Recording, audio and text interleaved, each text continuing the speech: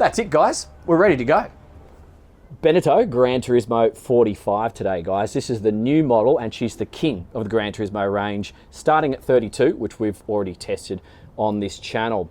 So if you're stepping up from something of the 32 size, how daunting is it, and how does this boat perform in the calm water, in the choppy water, and maneuvering in close quarters?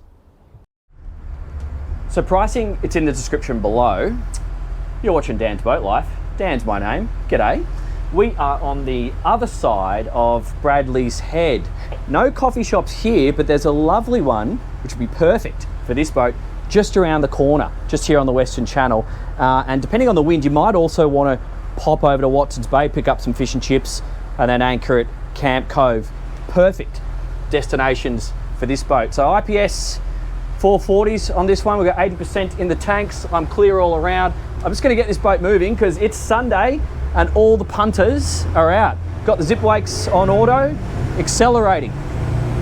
Okay, so I've just got the GPS speed running. I won't talk about the revs. I'll just, unless I can bring that up on the other side, I've got fuel flow and speed, which is I'm going to be able to easily communicate to you. And unless I can get revs on this gauge, no, we'll just stick it to fuel flow. So I've got 48 aside right now at 20 knots, but 20 knots feels slow on this boat. So I'll bump it up to 23. I'm doing this from the seated position. I really have no need to stand up from this seat. It's a really good boat for visibility. Okay, so 22 and now 23 knots at a 60 litre aside consumption.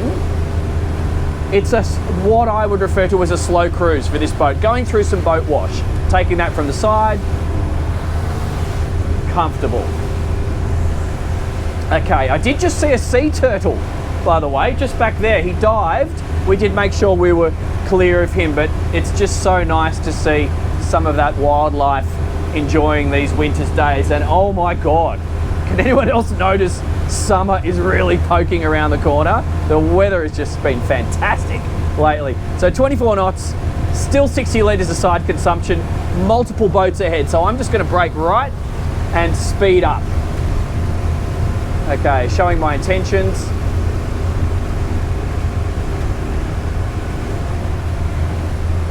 Okay, got a little boat here, boat here, boat there. So this is what summer can feel like. And all clear.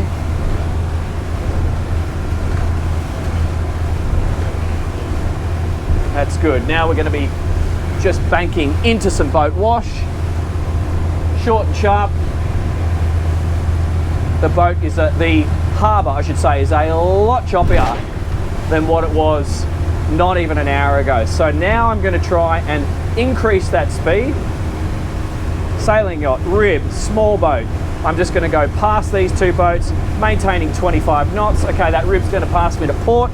My fuel consumption's now popping at 73 aside, and I'm going to pop it around here so you can have some nice photos, and let's increase that speed.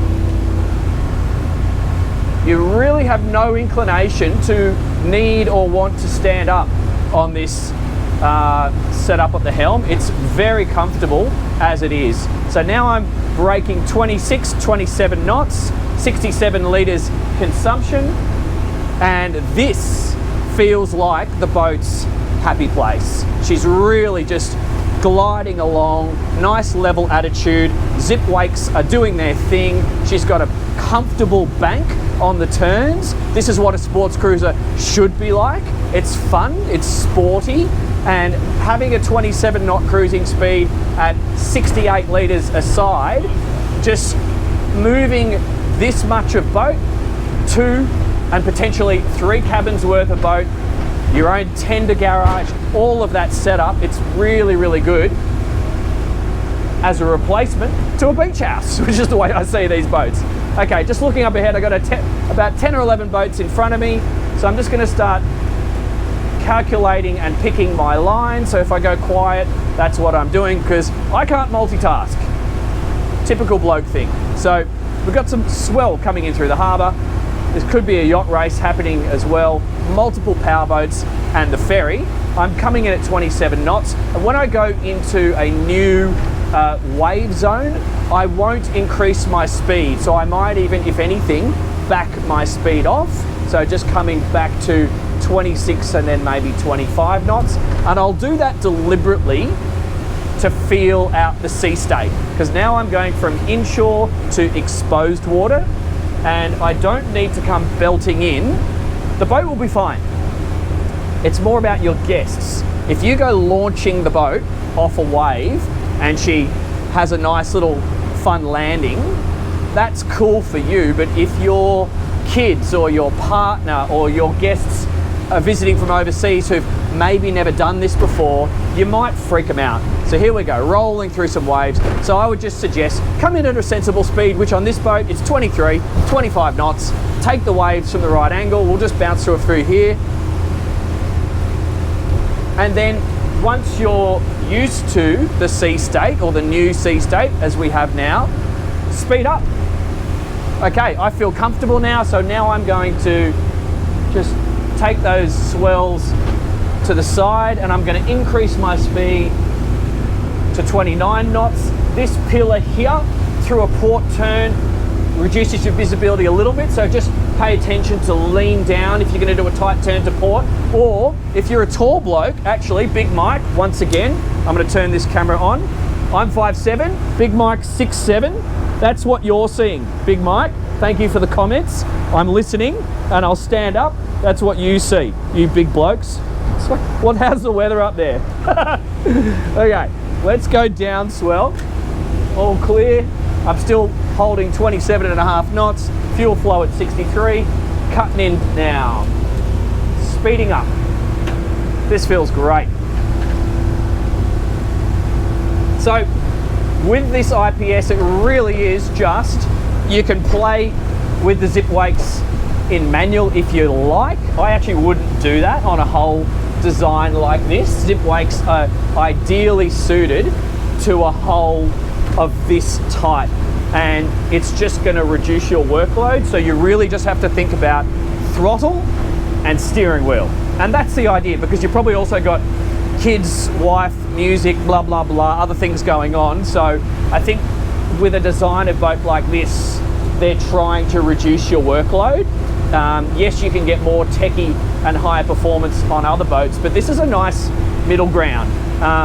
But 27 knots is not the only speed. So just keep watching, because we'll get around this corner, and depending on the traffic, I am going to open it right up and show you what is possible. Just take a couple more turns there.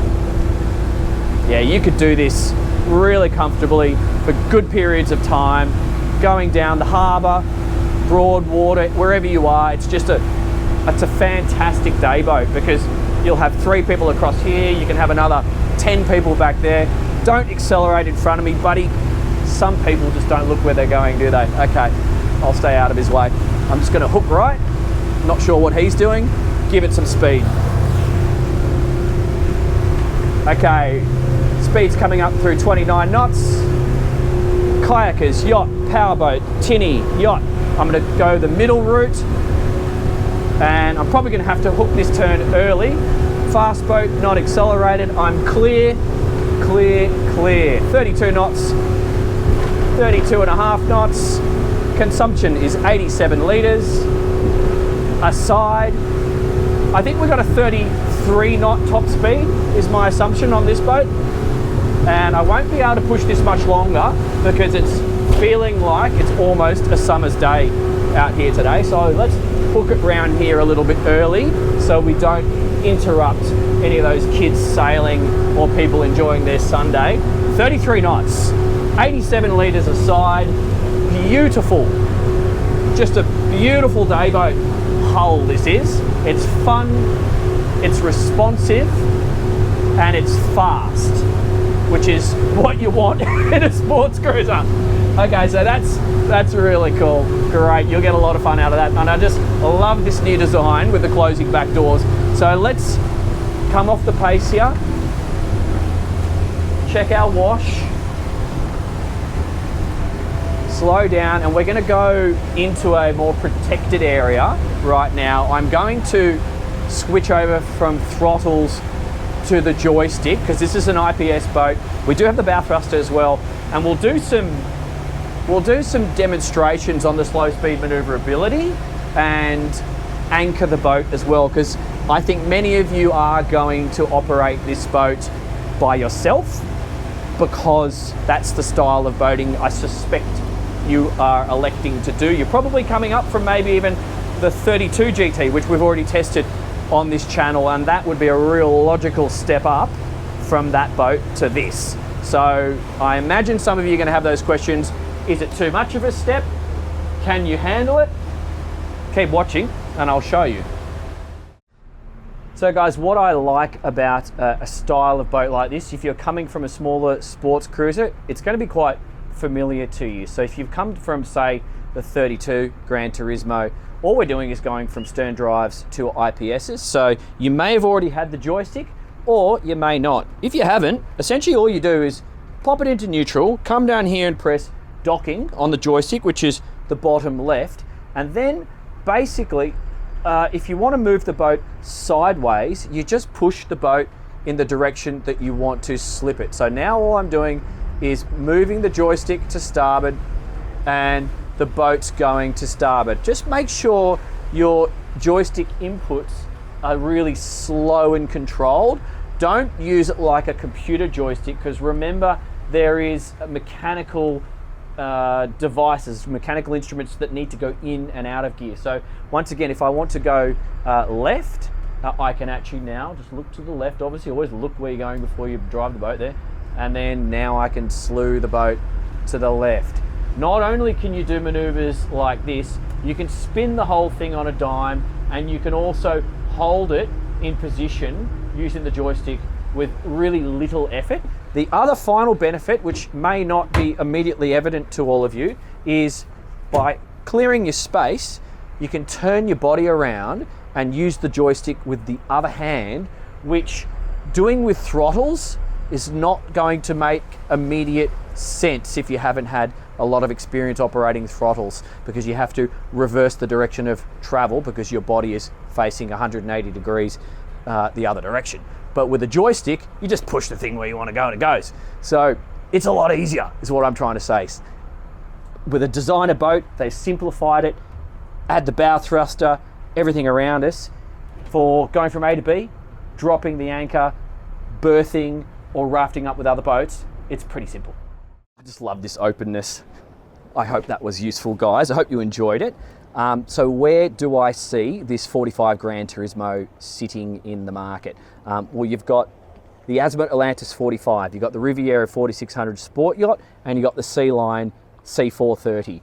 I see this one being the epic, awesome day boat for families. It's the replacement to a beach house. Think of the convenience. You're still in the city, you can enjoy this and change your view every weekend. For going fast, for easy to operate short-handed, for using it as your floating beach house with the platform, with the garage, with the joystick, dropping the anchor from the helm. If you see that as your boat life, then this is the boat for you.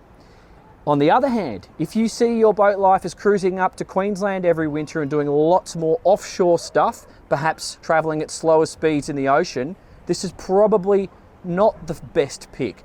I would be focusing on something more like the 4600 Sport Yacht in that case. So I'll leave a couple of links to some of the competition up on the screen right now. I hope that was useful to you. Don't forget to subscribe. Please support the Patreon. Thanks very much, guys. I'll see you on the next one.